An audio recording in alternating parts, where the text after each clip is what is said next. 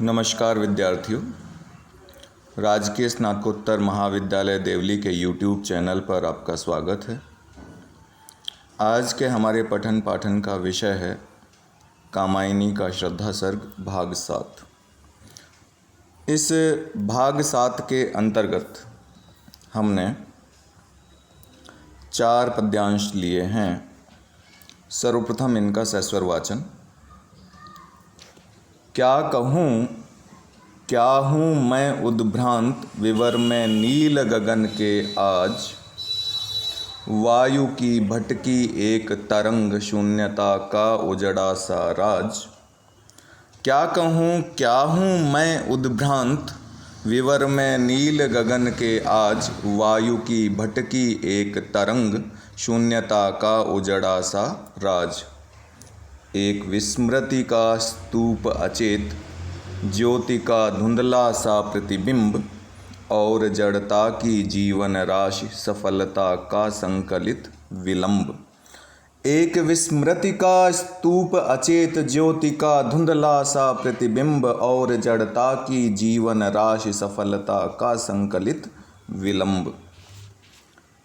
कौन हो तुम वसंत के दूत, विरस पतझड़ में अति सुकुमार, घन तिमिर में चपला की रेख, तपन में शीतल मंद बयार। कौन हो तुम वसंत के दूत, विरस पतझड़ में अति सुकुमार, घन तिमिर में चपला की रेख, तपन में शीतल मंद बयार। नखत की आशा किरण समान, हृदय के कोमल कवि की कांत, कल्पना की लघु लहरी दिव्य कर रही मानस हलचल शांत। नखत की आशा किरण समान, हृदय के कोमल कवि की कांत, कल्पना की लघु लहरी दिव्य कर रही मानस हलचल शांत। आइए अब इन पद्यांशों से संबंधित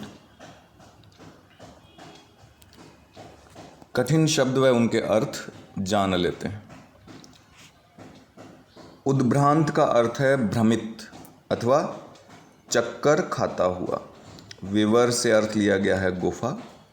नील शब्द आया है, नील का अर्थ है काला, इसका लक्ष्यार्थ लिया गया है अंधकार में। शून्यता का अर्थ यहाँ सूनापन से है अथवा अभाव से है। उजड़ासा का अर्थ है नष्ट भ्रष्ट। स्तूप बोलते हैं स्मारक स्तंभ को, किसी की याद में कोई स्तंभ या खंभा सा अथवा कोई मस्जिद सी या कोई इमारत सी बनवाई जाती है, उसे विशेष प्रकार की इमारत को, विशेष प्रकार के खंभे को स्मारक स्तंभ बोलते हैं। इसे टीला भी कह सकते हैं, ढूह भी कह सकते हैं। जीवन राशि प्राण पिंड, वह पिंड जिसमें प्राण विद्यमान रहते हैं। संकलित का अर्थ है राशिकृत, एक जगह इकट्ठा अथवा पूंजीभूत। विरस का अर्थ है सूखा अथवा आनंद रहित। घन का अर्थ है बादल से, घना से भी इसका अर्थ ले सकते हैं, निबिड़ भी इसको कह सकते हैं। चपला का अर्थ है तड़ित विद्युत अथवा बिजली। रेख का अर्थ यहाँ आभा अथवा प्रभा से लिया गया है। बयार का अर्थ वायु है।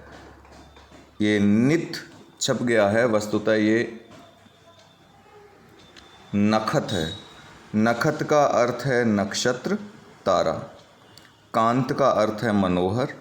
लघु लहरी का अर्थ है मंद हिलोर। मानस का अर्थ है यहाँ मन से, और दूसरा मानसरोवर से भी इसका अर्थ ले सकते हैं। और हलचल का अर्थ है उद्वेग अथवा विक्षोभ। ये कठिन शब्द व उनके अर्थ। प्रसंग पर ध्यान देते हैं। कवि हैं चारों पद्यांशों के जयशंकर प्रसाद। ग्रंथ है कामायनी और कामायनी का श्रद्धा सर्ग। क्या संदर्भ है कि पहले के जो 2 पद्यांश हैं उन पद्यांशों में मनु स्वयं का परिचय देते हैं, और उन 2 पद्यांशों के बाद जो बाद के 2 पद्यांश हैं उन पद्यांशों में वे श्रद्धा का परिचय पूछते हैं। आइए इनकी व्याख्या पर आते हैं। इन पद्यांशों की सप्रसंग व्याख्या करेंगे। प्रसंग हमने जान लिया। क्या कहूँ क्या हूँ मैं उद्भ्रांत विवर में नील गगन के आज, वायु की भटकी एक तरंग, शून्यता का उजड़ा सा राज। मनु श्रद्धा को अपना परिचय दे रहे हैं और श्रद्धा को अपना परिचय देते हुए कह रहे हैं कि तुम मेरा परिचय पाने के उत्सुक हो, किंतु मेरी समझ में नहीं आता क्या कहूँ, क्या हूँ मैं उद्भ्रांत, कि तुम्हें किस प्रकार अपना परिचय दूँ, कैसे बताऊँ कि मैं क्या और कौन हूँ। बस इतना समझो कि क्या कहूँ, क्या हूँ मैं उद्भ्रांत विवर में नील गगन के आज। बस इतना ही समझो कि मैं नील नभ रूपी गुफा में चक्कर खाती हुई हवा के लहर के समान निराशापूर्ण जीवन के अंधेरे मायालोक में भटकता हुआ एक लक्ष्य भ्रष्ट प्राणी हूँ। किसी समय मेरे जीवन में ऐश्वर्य की चहल पहल थी, मैं आनंद पथ पर चला करता था, किंतु अब वह सब नष्ट भ्रष्ट हो चुका है। अब मैं उद्भ्रांत हूँ, भ्रम में पड़ा हुआ हूँ, चक्कर खाता हुआ घूम रहा हूँ। कहाँ चक्कर खाता हुआ? विवर में नील गगन के आज, नील नभ रूपी गुफा में चक्कर खाती हुई हवा के लहर के समान निराशापूर्ण जीवन के अंधेरे में भटकता हुआ एक लक्ष्य भ्रष्ट प्राणी हूँ। एक विस्मृति का स्तूप, अचेत ज्योति का धुंधला सा प्रतिबिंब और जड़ता की जीवन राशि, सफलता का संकलित विलंब।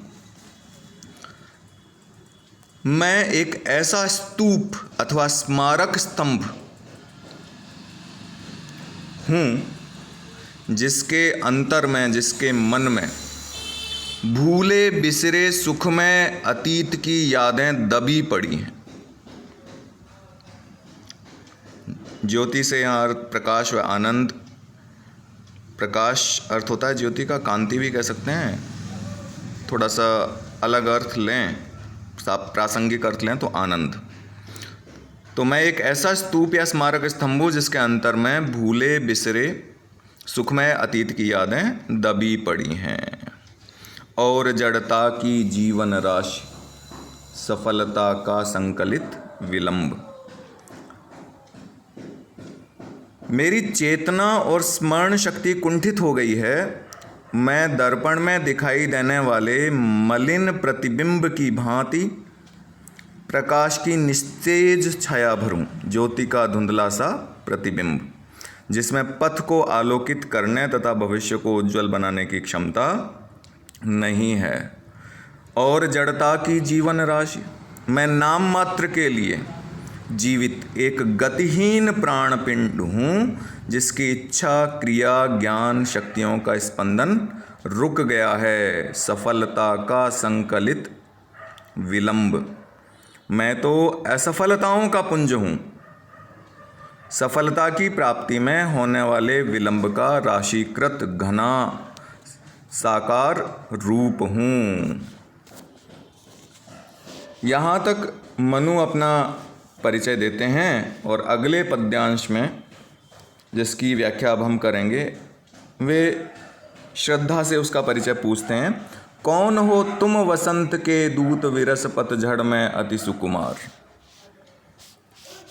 कि हे अनुपम कोमलांगी सुंदरी, सूखे पतझड़ में वसंत के आगमन का संदेश देने वाली, अथवा मेरे नीरस जीवन में सरसता का संचार करने वाली, घन तिमिर में चपला की रेख, तपन में शीतल मंद बयार, बादलों के निबिड़ अंधकार में,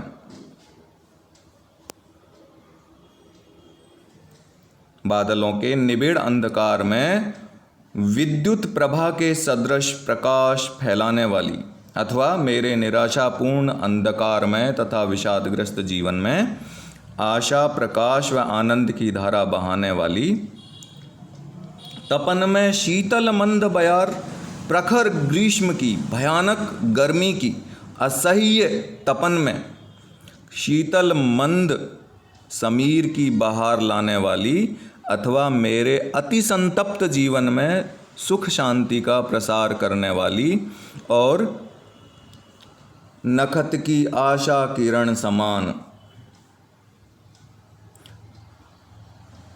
और नीले नभ में आशा की ज्योति जगाने वाली तुम कौन हो। नखत की आशा किरण समान हृदय की कोमल कवि की कांत कल्पना की लघु लहरी दिव्य कर रही मानस हलचल शांत। जैसे कोमल चित्त भावुक कवि की कल्पना, कोई कोमल भावुक हृदय कवि है, उसकी अतिशायी कल्पना भावक में उसके मन का अंतःकरण का साधारणीकरण करके उसे अलौकिक रसानुभूति कराती है।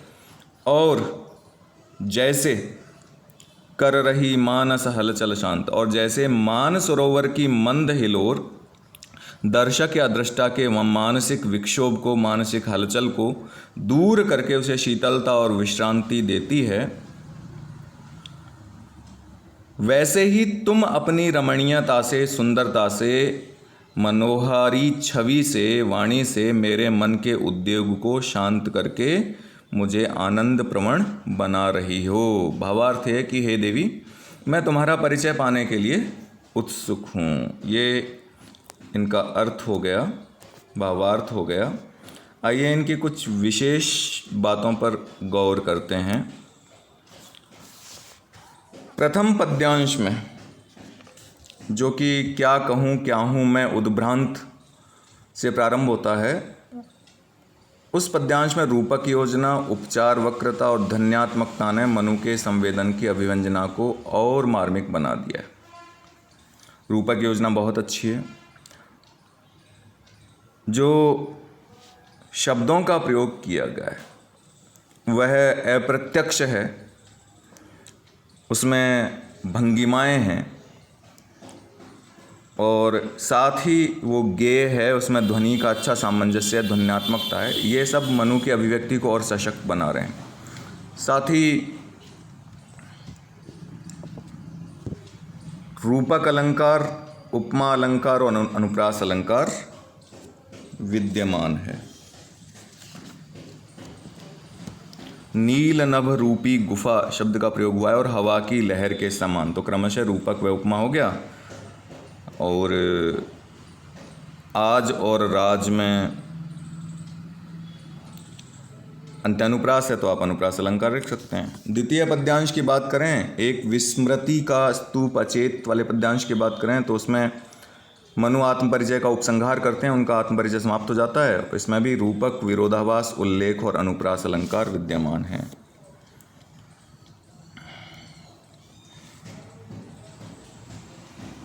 मनु उपमेय हैं और विशेषणों से युक्त अनेक उपमान हैं, जैसे स्तूप है, प्रतिबिंब है, जीवन राशि है, विलंब है।